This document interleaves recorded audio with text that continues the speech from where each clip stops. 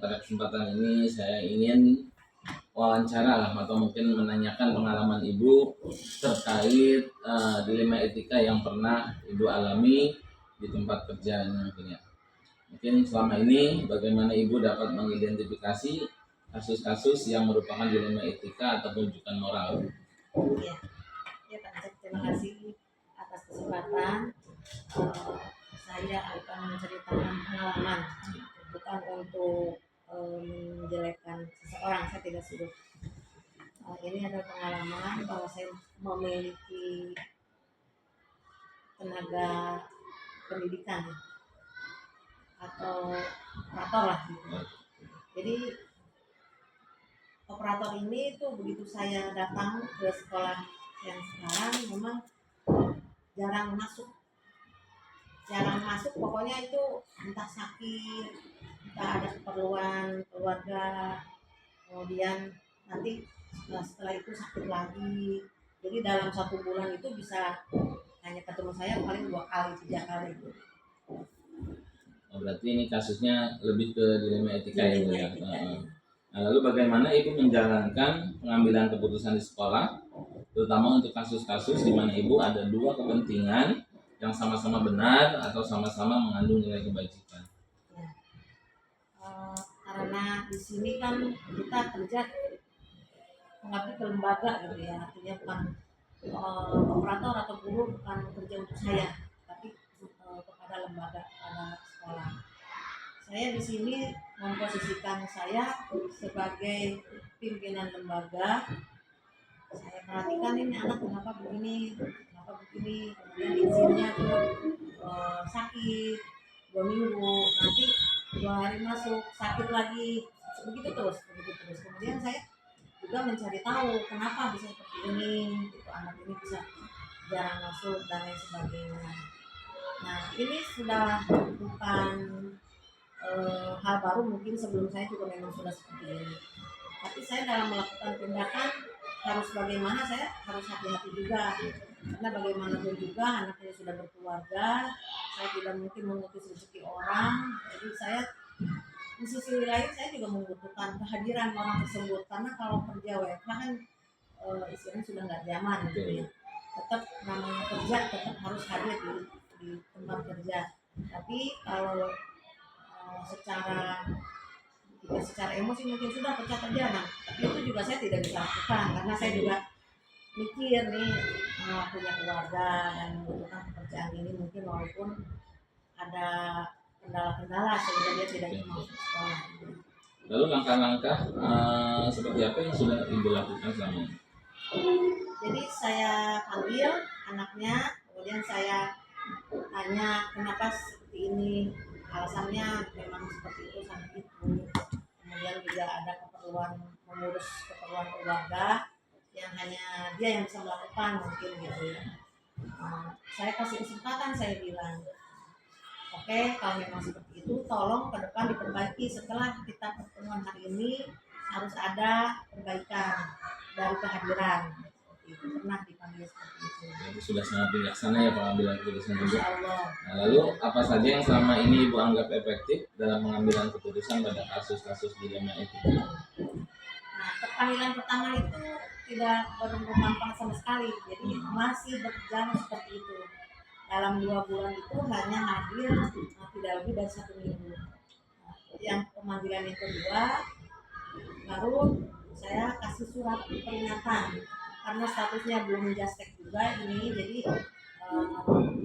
saya membuat SP1, tetapi di situ disebutkan bahwa apabila setelah diturunkannya surat teguran ini dalam waktu 3 hari berturut-turut tidak masuk dianggap mengundurkan diri. Itu bunyi dari surat tegurannya ya. Tapi saya tidak akan menerbitkan surat teguran yang kedua. Harapan saya ada perubahan dari anak tersebut. Tapi itu alhamdulillah ya, itu berhasil. Sudah beberapa hari ini saya perhatikan masuk terus. Alhamdulillah kalau seperti itu ya. Nah, lalu adakah tantangan dalam pengambilan keputusan pada kasus tersebut Bu, buat Ibu? Betul. Eh, ini memang tantangan sekali ya. Eh, mungkin saya bagi rekan-rekan buruh dianggap terlalu keras mungkin dalam menghadapi hal ini, karena memang pekerjaannya tidak pernah tidak selesai. Pekerjaan selalu diselesaikan, tapi dikerjakan di rumah. Saya inginnya ada pekerjaan atau tidak ada pekerjaan, dia harus masuk sesuai dengan eh, peraturan. Peraturan itu kan bukan saya yang buat. Semua buruh mau Jastek, mau ASN, mau ASN, semua ada jam kerja. Nah ini saya tidak mau membeda-bedakan dengan yang lain. Tantangannya adalah ketika saya panggil anak tersebut selalu bersikuku bahwa pekerjaan saya selesaikan. Jadi bagaimana saya meyakinkan dia bahwa untuk melakukan pekerjaan ini semestinya memang berada di sekolah. Itu tantangan buat saya itu bagaimana anak ini supaya membuka hatinya bahwa dia itu memang kerja harus ada di sekolah. Nah, tadi Ibu memberikan surat peringatan. Dah, apakah dalam surat peringatan itu diberikan tenggat waktu atau memang sama Ibu langsung hari itu harus selesai seperti itu? Bagaimana, Bu? Jadi surat itu saya sampaikan pada teguran yang kedua. Saya janjikan anaknya besok saya tunggu di sekolah ya. Kemudian dia datang, saya kasih pengarahan dulu. Ini adalah peringatan dari saya yang kedua secara lisan. Setelah peringatan pertama tidak digubris, artinya tidak diindahkan, terpaksa saya melakukan langkah ini untuk perbaikan disiplin dan lain sebagainya. Kemudian nanti akan saya terbitkan surat peringatan. Di dalam surat itu akan saya cantumkan bahwa kalau tidak masuk dalam waktu 3 hari berturut-turut itu dianggap mengundurkan diri. Sebelumnya itu saya sampaikan secara lisan dulu. Bagaimana menurut Anda? Dan beliau menyanggupi. Jadi saya terbitkanlah surat tersebut, kemudian saya tanda tangan dan untuk diserahkannya saya memakai bukti foto dan iya. Berarti Ibu sudah melakukan step by step, langkah demi langkah untuk menyelesaikan permasalahan ini. Adakah faktor-faktor yang selama ini mempermudah atau membantu Ibu dalam pengambilan keputusan? Ya, saya melakukan pemanggilan dan peneguran itu atas dasar peraturan bupati terbaru mengenai jam kerja untuk ASN dan non ASN, tidak terkecuali non-Jastek juga. Itu aturan yang saya pegang. Nah, dari semua hal yang telah disampaikan oleh Ibu tadi, apa pembelajaran yang bisa Ibu petik dari kasus tersebut? Jadi di sini terlihat bagaimana pribadi seseorang itu menilai dirinya, mungkin dia menilai dirinya pintar gitu, sehingga dia berharapan saya akan membiarkan dia melakukan pekerjaannya di rumah. Tapi dalam hal ini kita semua, saya pribadi tidak mengharapkan seseorang itu cerdas atau pintar, tapi bagaimana dia melakukan kewajibannya sesuai dengan yang sudah diatur oleh pemerintah, dalam hal ini peraturan jam kerja yang terbaru yang disampaikan oleh PJ Bupati. Ini mungkin di sini kemauan untuk bekerja ya Bu ya, untuk melaksanakan kewajiban. Baik Ibu, barangkali itu saja yang dapat kita wawancara hari ini. Mudah-mudahan saya pun dapat mengambil pelajaran dari dilema etika yang sudah Ibu sampaikan. Sekali lagi mohon maaf yang sudah mengganggu waktunya. Wabillahi taufiq wal hidayah. Wassalamualaikum warahmatullahi wabarakatuh.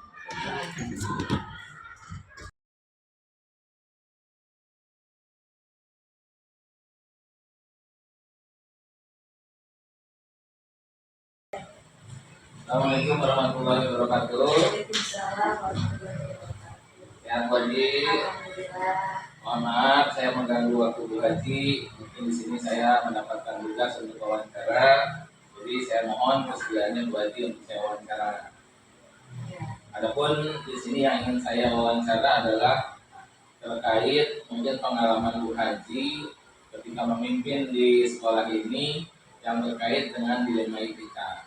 Nah, selama Bu Haji bertugas di sini, bagaimana Ibu dapat mengidentifikasi kasus-kasus yang merupakan dilema etika atau hubungan moral? Nah, saya mengidentifikasi dua hal tersebut itu, yang pertama itu saya mendengar berita dulu dari yang bersangkutan. Kemudian nanti saya pelajari dan kemudian setelah itu saya melakukan cross check, benar nggak permasalahan tersebut itu, dengan mengumpulkan sumber-sumbernya.